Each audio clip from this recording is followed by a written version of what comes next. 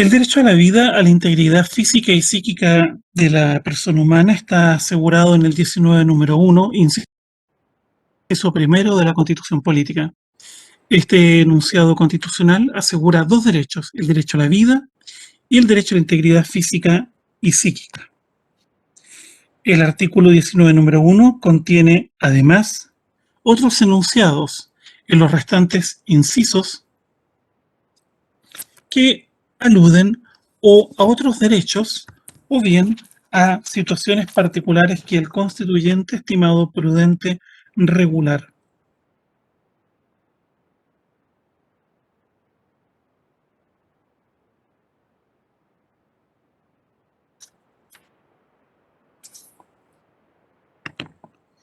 El derecho a la vida está también contemplado en el artículo sexto del Pacto Internacional de Derechos Civiles y Políticos, en el artículo cuarto de la Convención Americana de Derechos Humanos y en los artículos 2 y 3 de la Convención para la Prevención y Sanción del Delito de Genocidio.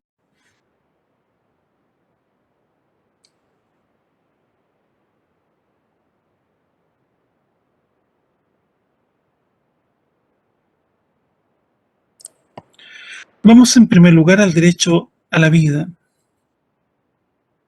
Las fuentes normativas o la fuente normativa es básicamente el artículo 19, número 1, inciso primero, y el artículo sexto, número 1 del Pacto Internacional de Derechos Civiles y Políticos, el artículo cuarto de la Convención Americana, y los artículos mencionados de la Convención para la Prevención, Sanción del Delito de Genocidio. Dice relación con las personas que han nacido, personas naturales, y por lo tanto se relaciona con la existencia legal que está regulada en el artículo 74 del Código Civil. Distinta es la situación en el caso de la existencia natural, a que alude el artículo 75 del Código Civil, y en segundo lugar, el 19, número 1 en su inciso segundo, cuando se refiere al derecho a la protección del que está por nacer. ¿Qué concepto se puede dar de derecho a la vida? Conforme al artículo 74, inciso primero del Código Civil, es la existencia de toda persona que principia al nacer, esto es, al separarse completamente de su madre. En su inciso segundo del artículo 74, se agrega que la criatura que muere en el vientre materno o que perece antes de estar completamente separada de la madre o que no haya sobrevivido a la separación un momento siquiera, se reputará no haber existido jamás. Por lo tanto, conforme al artículo 74 del Código Civil, son tres los requisitos que configuran el nacimiento: la separación de la madre, la criatura respecto a la madre, la separación completa de la criatura respecto de la madre y la sobrevivencia un momento siquiera de la criatura una vez expulsada del claustro materno. De lo contrario, se reputa no haber existido jamás, como dice el artículo 74 del Código Civil. Reitero, el derecho a la vida se asegura a los que han nacido. Es persona quien ha nacido. Quien no ha nacido no es persona. Puede tener otra categoría según el Tribunal Constitucional. En esto el Tribunal Constitucional no está muy alejado de lo que dice el resto de la doctrina, sobre todo en materia de civilística. Ahora bien, existen protecciones para el derecho a la vida, en el derecho penal, en el derecho laboral y en leyes especiales que dicen relación con la clonación humana. Estas protecciones dicen relación con personas que ya han nacido.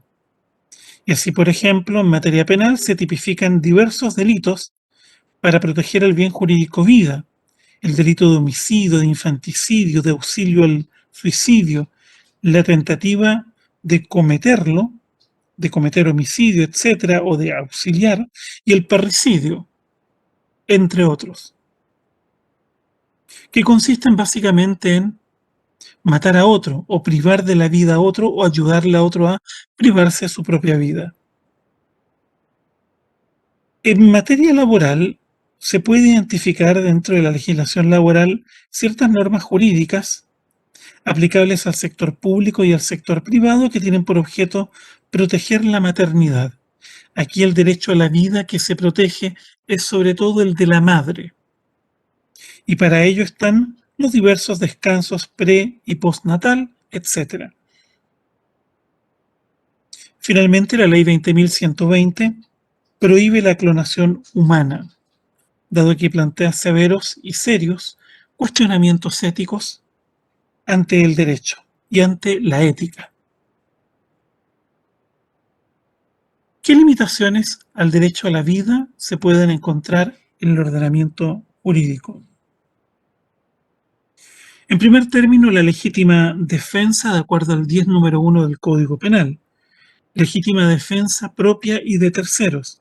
No cualquier cosa es legítima defensa. A diferencia de Estados Unidos, acá es algo muy excepcional y muy limitado. El estado de necesidad que autoriza a sacrificar ciertos bienes de terceros para salvaguardia de bienes jurídicos propios. La pena de muerte, que tiene un estatuto especial en el 19 número 1, inciso tercero, el que autoriza su imposición en virtud de una ley de quórum calificado. Finalmente, la pérdida de la vida en tiempos de guerra. La conducción de operaciones militares exige la privación de la vida a soldados de un ejército que está en conflicto con las fuerzas de nuestro Estado. Por lo tanto, no es punible bajo título de homicidio la acción de privar de la vida a un soldado enemigo siempre que se respeten las leyes de la guerra. Hay todo un ámbito en ese punto.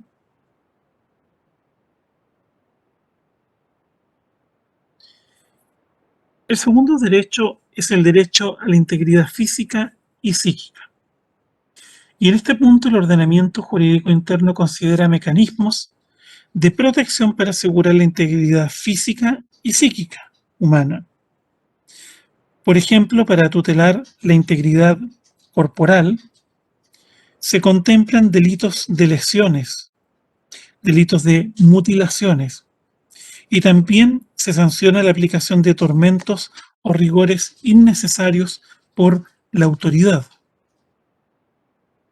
Existen también delitos en contra de la integridad sexual, psíquica y moral, como es la violación y una serie de ofensas de esa connotación que atentan en contra de la libertad sexual. Ello es punible no porque se afecte la libertad sexual, o lo traemos a colación no porque se afecte la integridad sexual, la libertad sexual, como dice el derecho penal, sino porque además se afecta la integridad psíquica y moral de la persona. También existen normas para proteger la salud de los menores de edad, su integridad física y psíquica. Y al efecto, el legislador laboral establece normas jurídicas sobre incapacidades de ejercicio y trabajos prohibidos para trabajadores menores de edad, sin perjuicio de otras normas especiales de protección que se encuentran en el derecho de la seguridad social. Por ejemplo, en el seguro de accidentes, seguro social, sobre accidentes del trabajo y enfermedades profesionales, que otorga prestaciones pecuniarias y prestaciones médicas, y estas últimas hasta la completa curación y rehabilitación del individuo, del trabajador afectado, si procediere. No podemos dejar de mencionar también que la integridad física y psíquica, eventualmente la vida, se protege también mediante leyes especiales sobre violencia intrafamiliar y leyes sobre violencia en los estadios. Ante todo, se trata de proteger a la persona en toda su integridad. La integridad psíquica dice relación fundamentalmente con procesos que acontecen en la psique. No dice relación con habilidades psíquicas de las personas, simplemente procesos que se ubican a nivel de la psique. Las leyes que prohíben el acoso laboral protegen la integridad psíquica. ¿Qué sucede con la pena de muerte? La pena de muerte está regulada en el artículo 19, número 1, inciso tercero de la Constitución Política. Al respecto, es importante tener presente que hay normas de resguardo en el artículo sexto, números 2 a 6 del Pacto Internacional de Derechos Civiles y Políticos, y el artículo cuarto, números 2 a 6 de la Convención Americana. Son casi idénticos. Estas convenciones establecen normas para aquellos países que mantienen la pena de muerte y para aquellos que optan por abolirla. Normas que son obligatorias para los estados. Ante el desmesurado populismo penal que existe en ciertos sectores conservadores chilenos en relación con la pena de muerte, la verdad es que mientras el Estado chileno sea parte de la Convención Americana y del Pacto Internacional, es muy difícil que pueda restablecer la pena de muerte. Casi imposible. También existe una norma en el artículo 37, letra A, segunda oración, de la Convención sobre Derechos del Niño, en el sentido que no se puede imponer esta pena a quienes sean ofensores juveniles por regla general.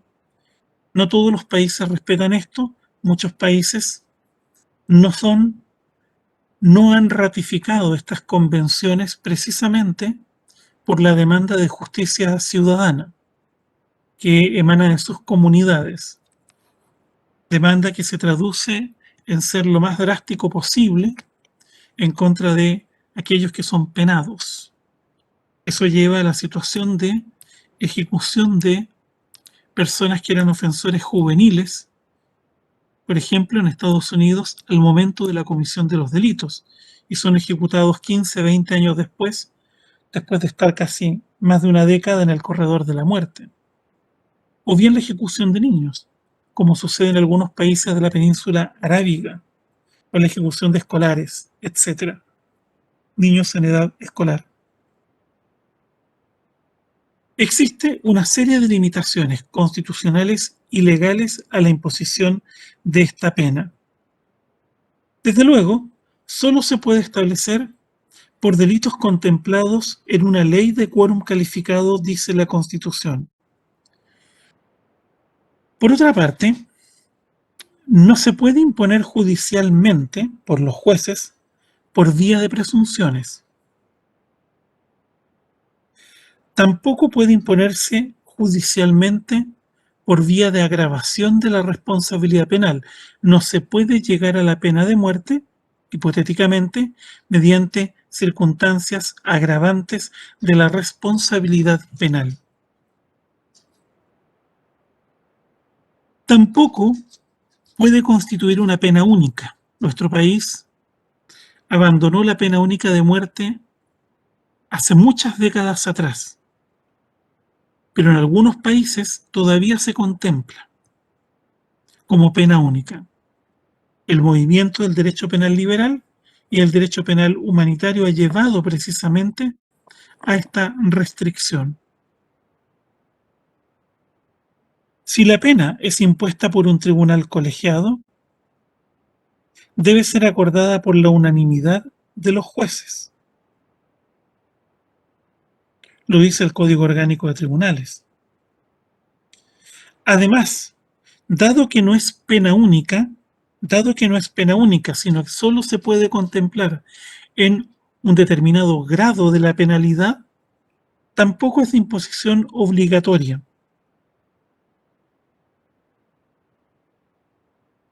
En el caso de las mujeres embarazadas, el artículo sexto del Pacto Internacional de Derechos Civiles y Políticos, el artículo cuarto de la Convención Americana, dispone que no se les puede notificar ni aplicar sino transcurridos 40 días después del nacimiento.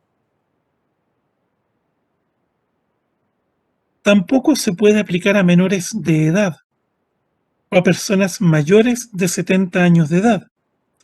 Lo dice el artículo 37, letra A de la Convención de Derechos del Niño y el artículo 4 de la Convención Americana de Derechos Humanos. Siempre existe, en el caso de la pena de muerte, el derecho a solicitar el indulto o la conmutación de la pena a la autoridad, de acuerdo a lo que dispone el artículo 6 del Pacto Internacional de Derechos Civiles y Políticos y el artículo 4 de la Convención Americana de Derechos Humanos. No puede establecerse para nuevos delitos, una vez que se ha ratificado la Convención Americana, no se puede establecer pena de muerte para nuevos delitos. Y si ya fue abolida, no procede su restablecimiento, a no ser que un Estado se salga de la Convención, se retire de la Convención Americana. Finalmente, no se puede imponer por delitos políticos, ni tampoco por delitos comunes que sean conexos a delitos políticos. En general, la pena de muerte se mantiene en una minoría de países a nivel mundial y la mayor cantidad de ejecuciones suceden en China, en la República Popular China. Se dice que a los ejecutados hay mucho debate al respecto. Uno, porque no son tribunales independientes, son tribunales que están ligados al partido gobernante, único gobernante de esa nación. En segundo lugar está todo el debate de qué sucede con los órganos de los ejecutados. ¿Hasta qué punto la ejecución masiva de personas involucra un comercio ilegal en que pueden estar involucrados funcionarios de ese Estado? Que todo es posible, créanme. Luego tenemos la República Islámica de Irán. Luego tenemos, creo que Arabia Saudita, luego Estados Unidos. Y luego tenemos una serie de países que se ubican en lo más bajo dentro de los índices de derechos humanos a nivel mundial. En el caso de Estados Unidos, esta situación además se ve agravada por otros fenómenos. Primero, la violencia racial institucionalizada que existe en ese país, que es un fenómeno histórico y que lleva precisamente a que se sancione de manera distinta a personas según el color de la piel. En los hechos, los corredores de la muerte en los distintos estados que tienen la pena de muerte están poblados por personas de piel más oscura, café o negra, que además coinciden con pertenecer a los segmentos más pobres de dicha sociedad. Los más pobres suelen ser los latinos y luego vienen los afroamericanos. Por lo tanto, el sistema se presta para sesgos, fundamentalmente por la manipulación que se puede hacer de los tribunales por parte de los gobernadores estatales, que es algo que ocurre, pero además de la institución del jurado. Y eso no se puede negar. No se puede negar. Hace poco se encontró culpable un policía del homicidio de un señor afroamericano, pero es excepcional, Derek Chauvin, es el caso de George Floyd, pero es algo excepcional. Usualmente policías blancos son juzgados en distritos mayoritariamente blancos y por jurados mayoritariamente blancos. Así que no son, por regla general, sancionados. Esa es la realidad. Por lo anterior es que diversos gobernadores estatales han terminado por abolir la pena de muerte. Hace poco lo hizo el gobernador de Virginia, un estado del sur, con una fuerte población negra. Hace un mes y medio atrás, abolió la pena de muerte por delitos estatales. Lo mismo ocurrió en otros lados. Se discute si es una pena cruel, inhumana, dado el margen de falibilidad de los dictámenes judiciales. Luego también se discute si es una pena cruel e inhumana por la forma en que se ejecuta la pena, ya sea por silla eléctrica o inyección letal. Frente al boicot, frente al boicot que han planteado compañías farmacéuticas presionadas por movimientos sociales para que no se utilicen sus drogas en la privación de la vida a los internos, a los condenados, es que algunos estados que mantienen la pena de muerte han recurrido a la reinstauración de fusilamientos. Fundamentalmente porque no hay certeza si existe un margen de un espacio de conciencia desde la aplicación de la pena hasta que cesan todos los procesos encefálicos y biológicos de la persona. Se han hecho experimentos con aves, etcétera, pero se piensa que hay un margen que puede llegar a los 10 segundos en que se mantiene la conciencia y no se sabe si hay dolor o se siente dolor en esos momentos. ¿Para qué hablamos de la pena de muerte? La pena de muerte es, perdón, la silla eléctrica, que ha llevado a situaciones escabrosas de personas que se les incendia la cabeza, en fin, gente que no muere con la primera descarga, etcétera. En nuestro país, la pena de muerte fue abolida para la inmensa mayoría de los delitos. Primero, por la crítica que se hacía al antiguo sistema procesal penal del juez inquisitivo o inquisidor, en que el veredicto penal era pronunciado por un juez que era quien investigaba, sometía a proceso, acusaba y finalmente dictaba sentencia. Por lo tanto, hipotéticamente el margen de falibilidad existía. Discusión aparte es si es que había errores o no, ese es otro tema. Pero hipotéticamente ese era un cuestionamiento. El segundo cuestionamiento, que no tiene nada de especial acerca de nuestro país, es que los condenados solían ser personas de bajos recursos. Y en este punto hubo hay que decirlo, toda una campaña de la izquierda para desacreditar a la justicia en Chile como justicia burguesa, a partir de algunos casos.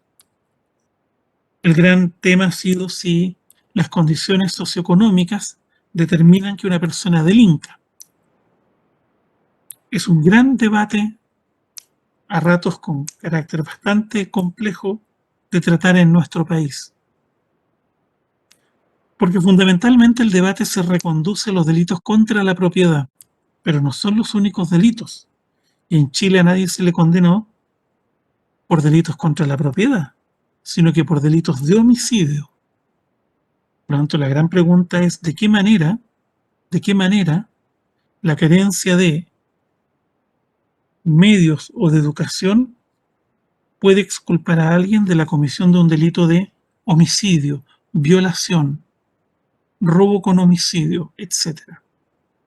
Esa parte del debate nunca ha querido ser tocado en nuestro país, pero es legítimo plantearlo, dada la instrumentalización e ideologización. En cierta medida hay un culto popular de los ejecutados. En Valparaíso es así, con Émile Dubois. Émile Dubois fue un asesino en serie que atacaba y violaba a mujeres. Y sin embargo, hay todo un culto popular en el cementerio de Playa Ancha. Se le atribuyen poderes milagrosos porque supuestamente él no habría cometido esos delitos. La verdad es que hubo un sumario, se le condenó, pero después de ejecutado cesaron los delitos. Por lo tanto, y de alguna manera, las percepciones ciudadanas sobre la pena de muerte en nuestro país han estado teñidas y afectadas por el debate sobre la igualdad, fundamentalmente. Pero uno debe separar ahí aquello que se puede explicar por la desigualdad, el hurto famélico, robarse un pollo, una gallina para comérsela, de aquello que no se puede explicar por la desigualdad, como es la violación, con resultado de muerte, el caso de menores, por ejemplo, o el homicidio, no se puede explicar. Por lo menos yo no veo la conexión cercana entre desigualdad y matar a una persona, sino media algo contra la propiedad y todavía sería muy indirecto.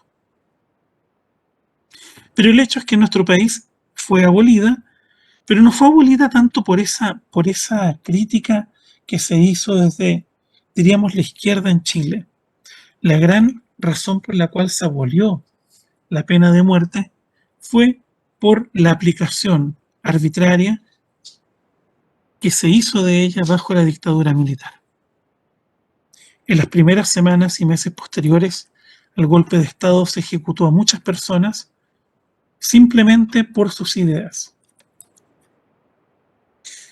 Y la verdad es que la cantidad de muertos que hubo en Chile, ya sea por ejecuciones decretadas por consejos de guerra o bien por ejecuciones extrajudiciales, llevaron un convencimiento dentro de la élite política parlamentaria chilena de que esto no podía seguir, de que no había un piso para mantener esta pena, dada la triste práctica, sin perjuicio que, en un caso, 2 ejecutados lo fueron para encubrir las prácticas delictivas de la policía secreta que tenía la dictadura. Fue el caso de los ejecutados de Calama. Los ejecutados de Calama. Por lo tanto, mediante las leyes cumplidas se abolió la pena de muerte. Esto ha generado una situación bien particular, y es que la ampliación de la clase media en Chile ha llevado a una demanda por justicia ciudadana. En otras palabras, a menor clase media parecía ser que era mejor visto eliminar la pena de muerte. A mayor clase media hay mayor demanda por la pena de muerte.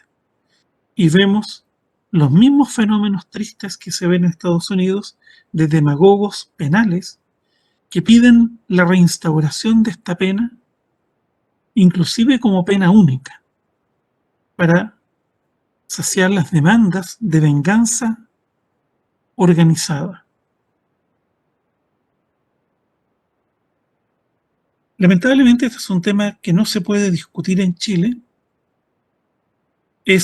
A mí me asombra profundamente la drasticidad con que se piden penas, sobre todo por la gente de menos recursos. Una vez tuve una conversación con alguien y me impactó. O sea,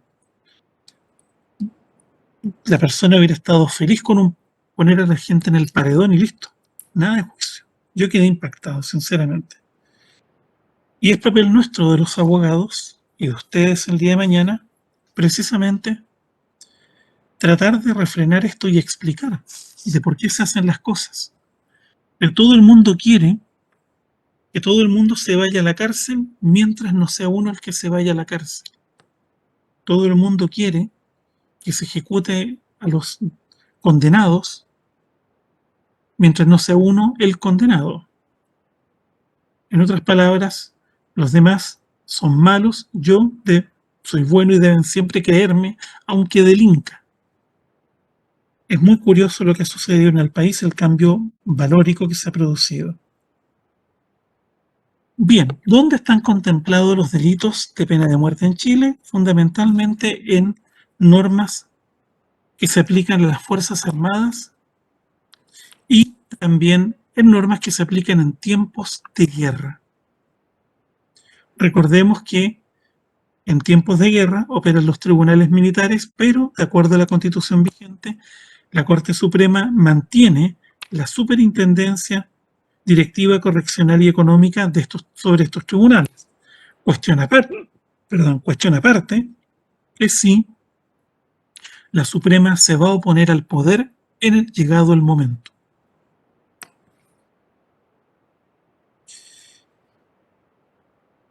¿Qué sucede con la prohibición de premios ilegítimos? Está contemplado en el artículo primero, número 1, 19, número 1, inciso cuarto. Esta expresión contiene un eufemismo. Se prohíbe la aplicación de todo apremio ilegítimo. Esta era una expresión que venía del derecho penal, pero en el tiempo en que se redactó la Constitución fue empleado como un eufemismo para no hablar de tortura, derechamente.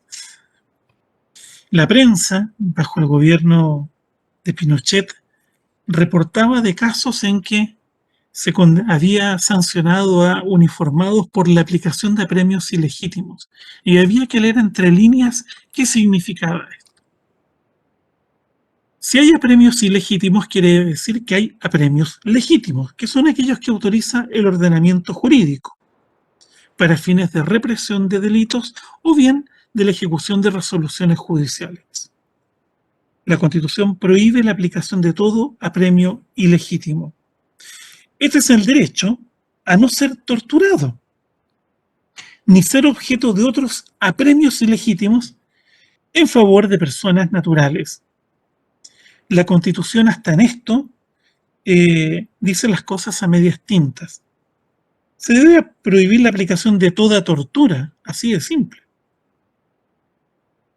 Tanto es así que la normativa complementaria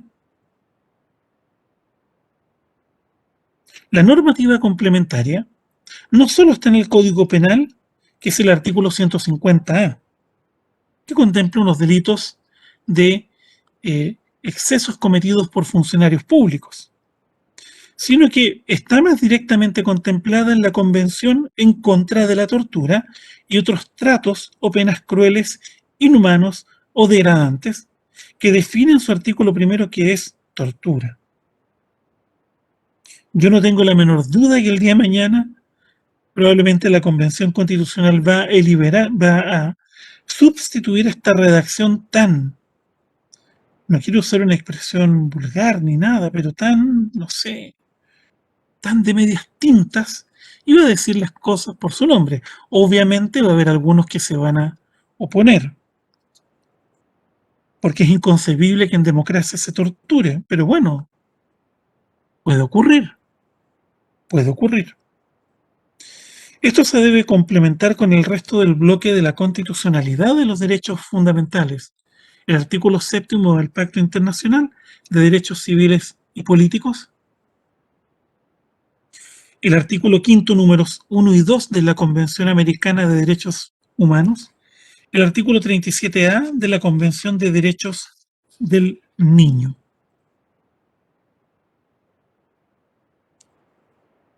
Yo debo reconocer que cuando la primera vez que leí la Constitución siendo estudiante en los años 80, me asombré de esta norma del inciso final del número 1. En un momento pensé que me estaban tomando el pelo, pero no era un eufemismo, simplemente para no decir de que en esa época se torturaba. Así de simple. Pero no tiene ningún sentido esta redacción.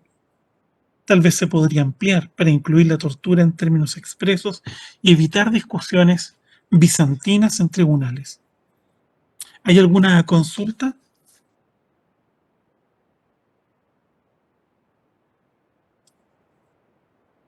Por mi parte, no, profesor.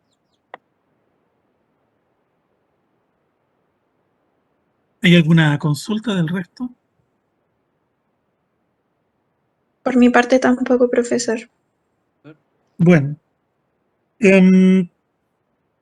para los que les interese estos temas, hay un rico acervo de antecedentes documentales de lo sucedido en el país en materia de ejecuciones y torturas.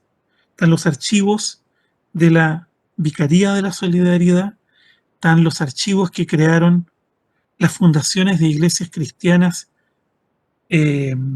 protestantes, luteranas, para proveer apoyo y ayuda legal a los perseguidos. También están los archivos que diversas ONGs han mantenido y que se han digitalizado. Y hay investigaciones sobre la violencia política que la verdad es que están disponibles. Se han realizado en la Universidad Alberto Hurtado por doña Elizabeth Lira y Brian Loveman y otros más. Y bueno, la verdad es que si alguna vez les toca como abogados leer procesos penales que tratan de estos temas, procesos penales sobre ejecuciones ilegales del periodo o torturas, es muy probable que llegue un momento, llega un momento en que uno no puede seguir leyendo, porque uno dice, bueno, ¿cómo es posible que la naturaleza humana además albergue estas posibilidades perversas del comportamiento humano, de lo que se hace a otros? Pero es bueno que se informen, en fin, participen si les interesan ONGs que están preocupadas de esto no solo en nuestro país, sino en otras partes del mundo. Porque la verdad es que la historia humana no es una historia de libertad. La democracia y la libertad solo ocupan un filamento muy delgado de la experiencia humana.